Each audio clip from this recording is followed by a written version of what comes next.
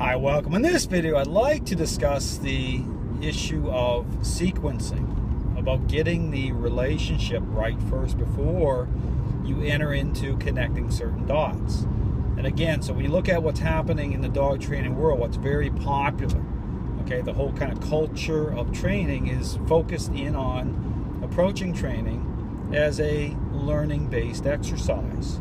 So essentially what's really happening is that trainers are really trying to do two things at the same time without really realizing it. So what they're trying to do is they're trying to connect certain dots, have the dog do certain things, motivate and influence the dog to, and this can be part of service dog training, it can be task specific things, but what they're doing is they're trying to get a dog to do certain things by applying this learning narrative, by motivating and incentivizing the dog to respond certain ways. And again, this goes into this whole thing about the picture problem as well.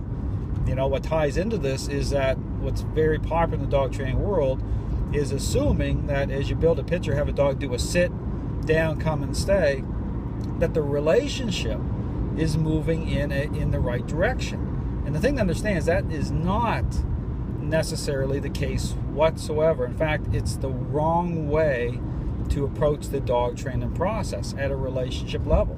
Okay, again, the system of training advocates the process, approaches the dog training process based on specific interactions, okay, that create relationship change. It's interaction based versus learning based. And learning based can be seen more as a type of hands off, okay? It's not about interacting with your dog in very specific ways. It's about using a motivator, a motivating agent, okay, to have the dog respond so you can build a picture that way. And again, assuming that the dog's state of mind is aligning through response. And that, again, that's an assumption that oftentimes is completely wrong. This is why, again, when you look at this type of disconnecting that happens or appears disconnected between a dog that can look very, very balanced in the home environment, even as they're gaining control in the relationship. And again, everything I say, you can apply it to the human example. How it is a selfish child can look really, really, well behaved until what? Until you ask them to take the garbage out, okay? And then they're rolling on the floor, they're having a fit, okay? Because again, it's all understanding the relationship side of things, okay? So again, getting back to this issue about doing two things at the same time, it's understanding that you have to focus on fixing the relationship first through getting the process right, okay? Then you can follow, again, through a sequence, okay? Then you can start to connect dots through, say, service dog training. Then using a motivator, okay, is not going to impair or get in the way of relationship change, okay? It isn't going to represent something bad based on control, okay, based on relationship. It can work out just fine. Because again, when I'm doing service dog training, again, that's why I follow like 4 different phases. The first couple phases, okay, it's about specific interactions, okay, that are going to create relationship change.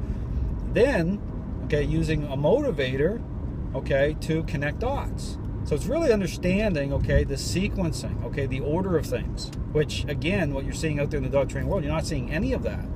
Okay, you're seeing all these trainers, including balanced dog trainers, painting the picture the same way. And people wonder why it is that there's tremendous problems, okay, why there's such a disconnect. Well, there it is. That's it.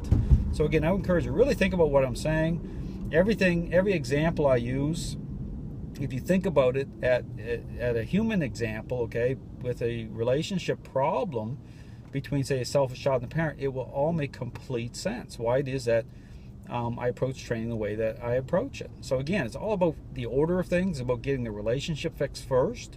And that, again, that's what creates the focus. That's what fades the owner into the picture. Okay, if you're wondering how focus is created, well, that's what creates focus, is through a very specific process, through very specific interactions. Then, okay, once the focus is there, then you can connect the dots that you want to connect for whatever task-specific things you want the dog to do. So again, if you're looking for answers, check out my website. I have lots of great information to help dog owners understand the process, understand why it is I do the process the way that I do it. And again, I encourage you to really think about that in spite of the fact of what's very popular. Again, when you go into the dog training world, you're going to find like 99.9% of all dog trainers approach training as a learning-based exercise, and that is completely the wrong way to think about it. Okay, so when things don't work out well, it doesn't work out well for many dogs and owners. That is what's happening. Okay, this disconnected thing between, you know, response and unwanted behavior issues diminishing.